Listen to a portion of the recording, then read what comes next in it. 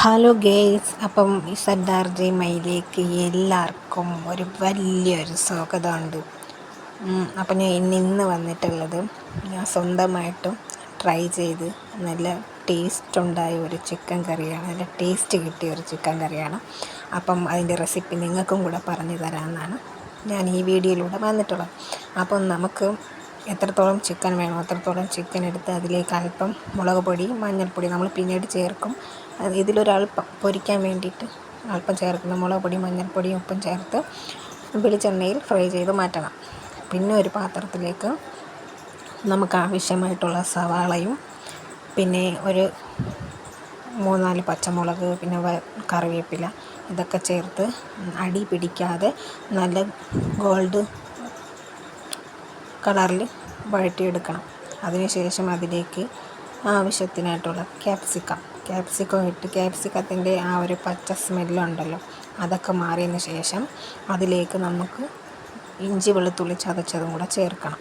അതും ചേർത്ത് അതിൻ്റെ സ്മെല്ലൊക്കെ മാറി കഴിഞ്ഞ ഉടനെ അതിലേക്ക് നമുക്ക് കുരു കളഞ്ഞ തക്കാളി വേണം നമുക്ക് യൂസാക്കാൻ. മസ്റ്റായിട്ട് കുരുവുള്ള തക്കാളി ഇട്ട് കറി വെക്കരുത്, അപ്പം അതിൻ്റെ ടേസ്റ്റ് മാറും. കുരു കളഞ്ഞിട്ട് വേണം വയ്ക്കാൻ. ഈ കുരു കളഞ്ഞിട്ട് വയ്ക്കുന്ന കറിക്ക് നല്ലൊരു ടേസ്റ്റാണ്. അത് നിങ്ങൾ ട്രൈ ചെയ്ത് നോക്കുമ്പോൾ മനസ്സിലാവും. എന്നിട്ട് നിങ്ങളത് ഇതുപോലെ നല്ല രീതിയിൽ അടി പിടിക്കാതെ തന്നെ വഴറ്റാൻ ശ്രമിക്കണം. പിന്നെ അതിലേക്ക് നമുക്ക് എത്രത്തോളം മഞ്ഞൾപ്പൊടിയും, മുളക് പൊടിയും, മല്ലിപ്പൊടിയും വേണോ അത്രത്തോളം നമ്മൾ ഇടുക. പിന്നെ നമ്മൾ ഈ പ്രദേശങ്ങളിലൊക്കെ ചിക്കൻ കറി, ഈ ഇറച്ചിക്കറിയൊക്കെ നമ്മൾ യൂസാക്കുമ്പോഴത്തേക്കും അതിലേക്ക് നമ്മൾ അല്പം പെരുംജീരകം കൂടെ ചേർക്കാറുണ്ട്. അപ്പം ഞാൻ പെരുംജീരകം കൂടെ ചേർത്തിട്ടുണ്ട്. പിന്നെ ഇതൊക്കെ എല്ലാം കൂടെ ഒന്നിച്ച് അതിൻ്റെ പൊടികളുടെ പച്ചമണം മാറിയതിന് ശേഷം നമ്മൾ ഇത് പൊരിച്ച് മാറ്റിയ ചിക്കനില്ലേ അത് ചേർത്ത് ഈ അരപ്പൊക്കെ അതിലൊന്ന് നല്ലതുപോലെ മിക്സാവുന്ന രീതിയിൽ ഒന്ന് ഇളക്കി കൊടുക്കണം.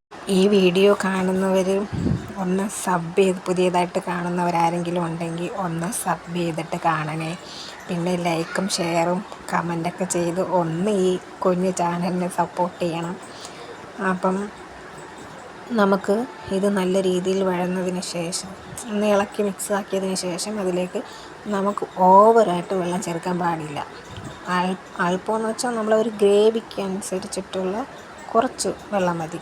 ഓവറായിട്ട് വെള്ളം കൊടുക്കരുത്, അപ്പം ടേസ്റ്റ് മാറും. വെള്ളം ചേർത്ത് പിന്നെ ഉപ്പും ചേർത്ത് പിന്നെ നമ്മൾ മല്ലിയിലയും ചേർത്ത് പിന്നെ ഗരം മസാല, നമ്മൾ ഇറച്ചി കറികൾക്കൊക്കെ യൂസ് ചെയ്യുന്ന ഗരം മസാലയും കൂടെ ചേർത്ത് നല്ലതുപോലെ തിളപ്പിച്ചെടുത്താൽ നല്ല ഡിഫറൻ്റായിട്ടും വേറൊരു വ്യത്യസ്ത രുചിയിൽ ഈ ചിക്കൻ കറി കിട്ടും. ഇത് നമുക്ക് ചപ്പാത്തിയുടെ കൂടെയും ഒറട്ടിയുടെ കൂടെയും നല്ല ബെസ്റ്റ് സംഭവമാണ്. നല്ല സൂപ്പർ ടേസ്റ്റാണ്. അപ്പോൾ നമ്മൾ ക്യാപ്സിക്കം ഇടുന്നു, ആ തക്കാളിയും അങ്ങനെ നമ്മൾ ഇടുന്നത് കൊണ്ട് വേറൊരു ടേസ്റ്റിലാണ് കിട്ടുന്നത്. കാണാൻ തന്നെ നല്ല അടിപൊളിയാണ്. ഞാൻ ഉറപ്പായിട്ടും പറയുന്നത് ഇത് ട്രൈ ചെയ്ത് നോക്കണം. അപ്പോൾ സബ് ചെയ്യാനും കമൻറ്റ് ചെയ്യാനും ലൈക്ക് ചെയ്യാനും മറക്കല്ലേ. ബൈ.